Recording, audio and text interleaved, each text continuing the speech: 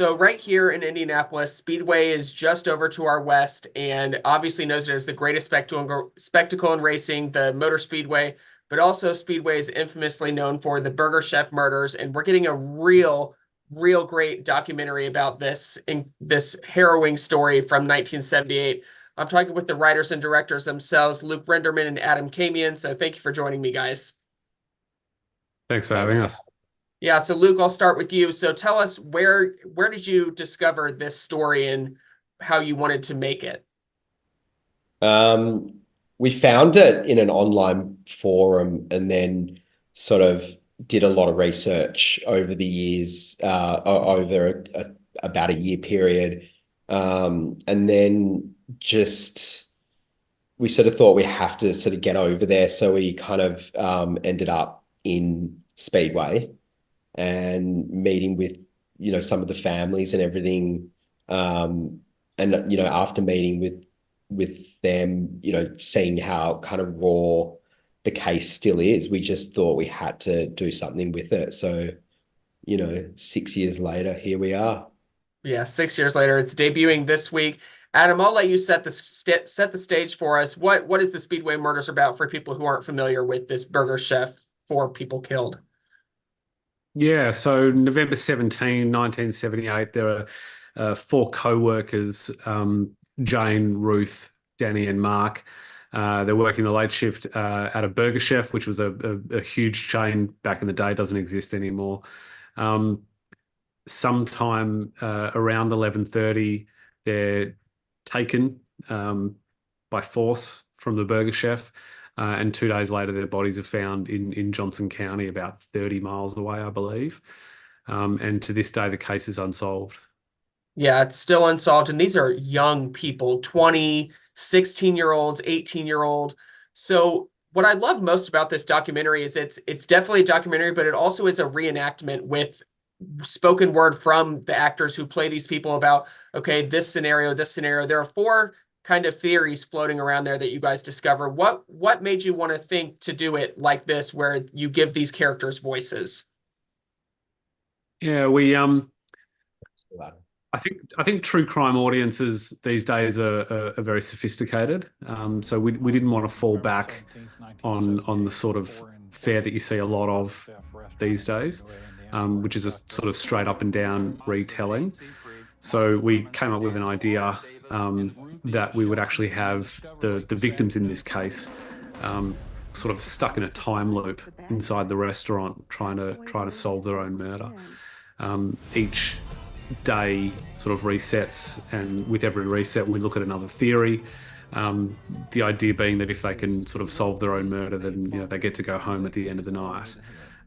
We were laser focused on making sure that this was respectful, not kind of gratuitous. We felt, we owe a debt of gratitude to the families of a lot of victims, and so it was really important to us that we show them as kids with their whole lives ahead of them, and sort of show the senselessness of what happened, rather than kind of holding up these villains. We wanted to make it about the kids.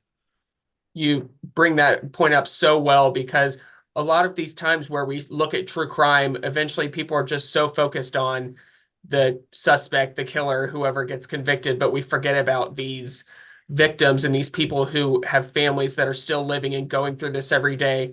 Luke, I'll direct this next one at you. We just found out, well, earlier this year, that the building was demolished. After all of this time, it had become something else, but they finally tore down this building. What was that like as you guys were doing the research, and obviously the filming had already probably been finished? What was that like to find out they're finally demolishing this building?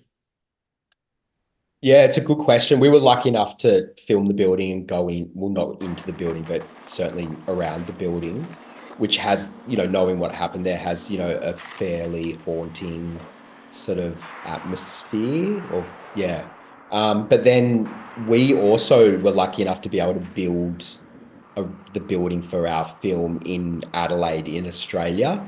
And, the detail that we brought to it, studying the actual building was also pretty incredible. So, we built it sort of down to the cup, and being able to like film inside there and see what it was actually like was pretty incredible as well. So, yeah, in answer to the first question, it was, I think it's an interesting thing that, some people are probably happy it's not there anymore, and others, it's a piece of history. You're very right about that. And bringing up, you just mentioned Adelaide. This story, it got national attention, even though it's a small speedway, everyone's race focused there. But this story got national attention for just, it's still gone unsolved all this time later. Do both of you, I'll let both of you answer this one. Out of the four theories that you have, do both of you sort of, okay, we think it was him, or we think it was him, or are you just trying to lay out the facts and try to stay subjective?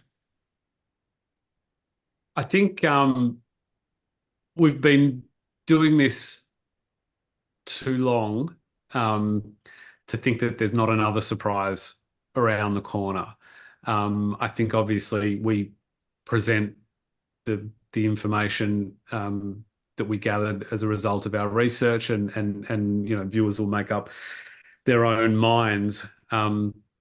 But I think one of the things that sort of shocked us about this case is that when you start to look at it, there are, one or two really prominent theories that a lot of people hold to be true, that don't really hold water when you sort of scratch the surface. And look, people have got really strong opinions about this. We present our view on it, but ultimately people will watch and make up their own minds. Yeah, what about you, Luke? I think, again, to add to Adam's point, things get released all the time. And, also since we made the film, the FBI released their, 600-page report or whatever it is. And, kind of, even we learned things from that. And I think it's, it would be, it's enough time that, I just think, what we present in the film, I think anecdotally, makes sense, and we believe that, and I think it's probably the most likely scenario. Absolutely. And I'll take my last question to Adam. You just reminded me that opening the film, they say we made a huge mistake, but it was something that they couldn't have known. Everyone thought this was a kidnapping before we found out, or they thought like, okay, they took the money and they were going away with the money, but then they found out, okay, they cleaned all of the restaurant to open that next morning and found out, well, all the evidence is now likely gone. Do you think that's what helped bring this to national attention, that, hey, they're at the forefront admitting that they made the mistake? I don't know if that's what brought it to national attention. I think that's a big part of why the case isn't solved today. That much, I think it's reasonable to say. I mean, that wasn't the only mishap. There were a lot of things that went wrong in the early days of this investigation. There was also some excellent work done by lawmen like Jim Kramer, who's one of the detective who had the case for many years. I'm not quite sure how to answer that, other than to say I think had the investigation been handled properly from the get-go, you and I may not be sitting here having this conversation right now. Luke, you guys are flying halfway across the world here and having these people that you spoke with a special screening. When's that taking place, and what do people need to know? Thank you. Yeah, that's taking place on this Friday, the 21st of June, at the Landmark Theatres in Glendale. And it's a 7 p.m. screening. It's playing throughout the week there, but we'll be there at the 7 p.m. screening with family members and people that were involved with the case and the film for a Q&A afterwards. That's a great opportunity for people to see this movie. You can see it there at Glendale at the Landmark Theaters, on demand everywhere this weekend, and just however you want to watch it, make sure you watch the Speedway Murders. Thanks a lot, guys.